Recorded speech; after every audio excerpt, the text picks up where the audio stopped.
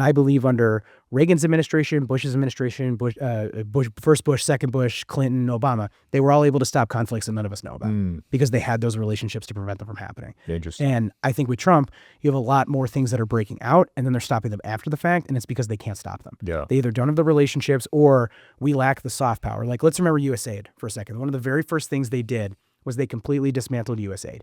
You can feel however you want about USAID. You can feel however you want about money that gets moved over from the United States to other countries. You can talk about America first. I get that. The value of the soft power of being able to provide financial resources to other countries is the influence we have in moments when we need it. And so all the initiatives that, and by the way, I'm sure that there was a ton of wasteful spending in the government. I'm sure that there was a ton of like stupid shit. I got asked once about, I think it was like Irish folk dancing lessons that some the USAID had paid for. And I was like, I don't know, it sounds stupid, but like, I'd have to talk to the person who like approved it. Like maybe there was a reason for it, but so it was stupid. But like all those programs like in Africa that they cut, they're not gone. The money's being filled by China. So really? China is ascendant on the world stage right now because they're spending more money. They're getting cozier with everybody. They're doing more trade because of the tariffs. And do you feel safer in a world where China is stronger? Do you feel safer in a world where Russia is more emboldened militarily? I don't. No. And I think that's why it's important. And I think what you want to talk about Democrats for a second. Democrats spent that whole time going, it's so horrible what's happening to these kids in Africa, and it's so horrible what's happening for this and that and the other thing, and they tug at your heartstrings. And don't get me wrong, they're right about that. It is terrible. But we need to explain to people why these things matter to them in their lives. Right. If we don't have strong soft power in the United States, if we don't have a president that people either fear or trust or have relationships with or have qualified diplomats who can go out there and do it, we're a lot less safe. And we're more likely to have conflict break out. Like, it's unacceptable that Putin violated the airspace of a NATO ally.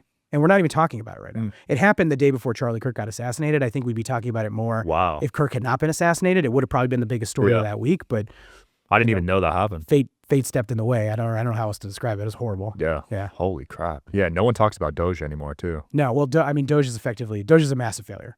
And this goes back to something I said at the beginning of the podcast. Like, Trump is really good, at identifying the problems that are in this country that politicians won't talk about. So Trump is right. There's a ton of waste, fraud, and abuse in the federal government. Just a ton of it. There would have to be. It's a massive bureaucracy, right? Yeah. My guess is if I started looking at Amazon's books, I would any find a lot big of company. Right, any big company. I mean, you and I know there's probably fraud not fraud, but there's no fraud in our companies. I hope there's probably some waste in our businesses. Like, it's human capital. Like, people are going to fuck up or things are going to change. You might have a job that people don't need anymore that you need to evolve into something else. Like, that's real. So I think the idea of Doge is not a bad idea. Like, go in, work together, both parties, try to figure out where's money that we can save, where can we redirect it, where are their efficiencies. Like, the government is completely inefficient. Completely. Like, I mean, I think it's ridiculous when people argue that it's not. I do think the government is more a force for good than bad in the country, but there's plenty of things. Like, as a small business owner, there's plenty of times the government gets in the way. I think there's a ton of regulations that just don't make sense. And it's okay to acknowledge that. The problem is they take it too far. So what Doge was just indiscriminately cutting people, many of whom they had to hire back. Yep. They cut programs for cancer research for kids. Like, that seems like a pretty important thing I want the government spending money on. Because, frankly, these pharmaceutical companies, there's not a lot of money for them to make from curing kids' cancer, which I think is insane to me. But we want the government funding research like that so that we can prevent these things from happening. I want to make sure that the government is making sure we have clean water and clean air. And that the shit that they put in my food isn't. This is why I agree with the bottom third of what RFK Jr. wants to be. Respect. Get the red dye out. Okay, I'm with you. That they put a lot of shit in our chemicals. Then he'll go off and be like, well, circumcision causes autism. I'm like, well, you're a fucking lunatic. Why are you here? Right. This is acetaminophen. Can you say it? Do you know how to pronounce it? No. Donald Trump can't pronounce it. I can't pronounce it. Have you seen the clip of him trying to do it? I haven't. He's just I'll do my bad Trump impersonation for a second. Acetameta. Is it right? What are we doing? Acetametahospinapedalon. It's ridiculous. Yeah. But I don't want politicians making medical decisions. I don't want them making the decisions of with Doge, again, it's they were just cutting things indiscriminately. And I just don't think that makes a lot of sense. Yeah. But again, he's right. And Democrats had this reflexive problem of, let me defend every bureaucracy in the federal government, which doesn't make any fucking sense. That Tylenol announcement, I remember they hyped it up the day before. Trump tweeted huge announcement tomorrow. I was like, oh, what is this about? And then I saw it was about Tylenol. I was like, wow, that's interesting. Huh? And they have no evidence that Tylenol causes autism. None. The biggest study that's ever been done has found that there's no link between the two. None. It was for pregnant women, right? Taking it. It was for pregnant women who were taking it. And there was a massive trial that was done, and there's just no evidence of it. So again, RFK Jr. believes in a lot of weird shit. And some of it's right. But, and I say this like people are going to look at me and they're going to go, well, you're like a big guy, Mike. Like you don't know anything about being healthy. Well, I used to weigh 600 pounds. And I would frame it to you this way. Like I got addicted to what's in the food that we had. Like I'm a food addict in America. I'm not a food addict when I'm like overseas because it's not filled with additives and shit that like makes me want to eat it. But like I'm a food addict in the United States. And because of that, I allowed myself to get to 600 pounds. Amongst other things that happen, I've now lost about 300. So I'm at a much more normal-ish weight and have a long way to go. So I want to see the government work on that. RFK Jr. has a lot to say about beef tallow and fries. He has a lot to say about Tylenol. He has nothing to say about added sugar in our food. And added sugar is probably the greatest creator of cancer in the United States today. Wow. Because added sugar is just pumped in everything. Not only that, but then the replacements and what's the thing they put in Diet Coke? That is that yeah, I can't remember. I don't even drink soda. Yeah, I try not to drink too much of it. I don't remember. I forget what it's called, but whatever that fake sugar is, dextrose, stuff like that. Oh yeah. Yeah. Stevia, things like that. Damn, 600 pounds. Was there a specific moment where you were like, I need to get my shit together? Yeah, I was, so I'd been so focused on work that I was basically trying to kill myself with food. Yeah. It's just what I've realized. Stress eating or? So yeah, stress eating, but I would also just eat when I was happy. It was like any emotion, like natural response just to eat. Yeah. And I drank a lot too. In my 20s, I drank a lot.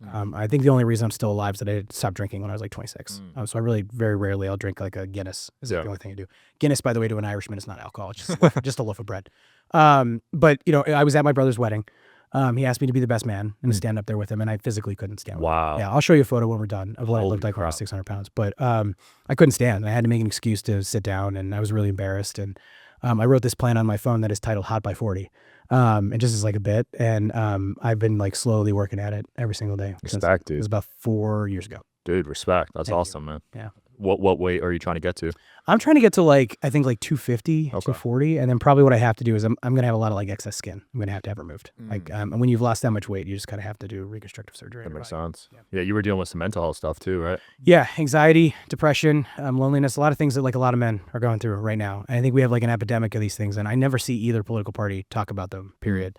But I think we're in this environment where people have never been more connected, but we've never been more isolated from one another. That digital connection is not real. It's not the same. No, it's not That's the same. why I do as many pods as I can in person. I was actually really impressed when you invited me to do this in person. And part of the reason I did was I watched your show and I was like, you know what, I want to meet this guy and I want to do this in person. And I think we'll get a better vibe and energy than if we do it over 100%. It's always way better. I hate that. So I have my Substack. It's called Endless Urgency for folks that want to check it out. And I do most of them online, and they're good. They're fun. I enjoy them. I get a nice little feel from them. But I did my first in-person interview. We rented a studio in Chicago and had Congressman Maxwell Frost, who was in town, do it with us. I got more energy from that than any other time I've ever done. Exactly. More fun, more interesting, more vibes, built a better relationship with him. We're building a content studio for that reason. And so I think for me was I had untreated personal and professional traumas that then manifested in a massive anxiety disorder and massive depression. It funneled its way through food. I never cut myself or anything like that, but I do think I was suicidal in those years. Wherever you guys are watching this show, I would truly appreciate it if you follow or subscribe. It helps a lot with the algorithm. It helps us get bigger and better guests, and it helps us grow the team. Truly means a lot. Thank you guys for supporting, and here's the episode.